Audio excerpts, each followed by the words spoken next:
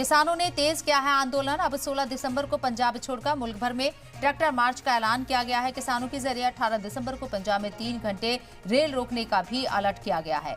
दिल्ली कूच कर रहे किसानों के जत्थे को शंभू बॉर्डर पर आज पुलिस के जरिए रोक दिया गया। दिल्ली कूच कर रहे किसानों के जत्थे को शंभू बॉर्डर पर रोका गया, आगे नहीं बढ़ने दिया गया। इसी दौरान किसानों और पुलिस के बीच तनाव के हालात भी देखने को मिले। किसानों को काबू करने के लिए पुलिस को आंसू गैस के गोले छोड़ने पड़े। वहीं इस दौरान वाटर कैनन का भी इस्तेमाल किया गया। इसमें कुछ किसानों के घायल होने की भी खबर सामने आई।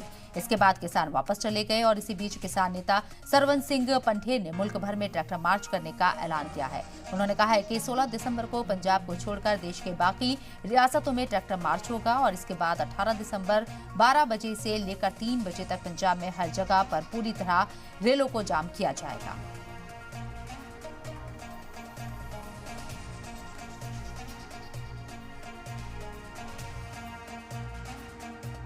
आने वाले समय में जो दोनों फोरमों ने निर्णय लिया है, एक तो 16 को ट्रैक्टर मार्च होगा, पंजाब को छोड़कर भारत के अन्य राज्यों में होगा, और दूसरा 18 तारीख को 12 बजे से लेके 3 बजे तक, 18 दिसंबर को 12 बजे से लेके 3 बजे तक पंजाब में केवल पूरी तरह रेलें जाम की जाएंगी।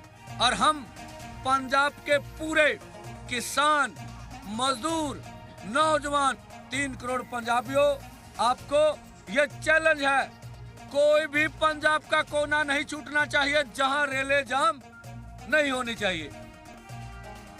इस बार सीधियां गोलियां मारी जा रही हैं। कैसी गोलियां? रबड़ की गोलियां, और अभी उसकी शिनाख्त कर रहे हैं।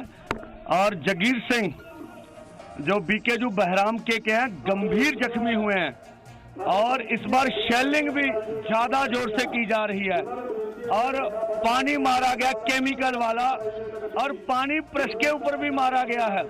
और जो लोग देखने आए खेतों में, उनके ऊपर भी ड्रोन से जो है वो बमबारी की जा रही है। आज पूरा देश देख रहा है हम किस तरह से पीसफुली आंदोलन कर रहे हैं, और हमारे ऊपर पैदल जाते जत्थों के ऊपर किस तरह से भारत की सरकार, उनके अर्धसैनिक फोर्स, हरियाणा की पुलिस जबर कर रही है।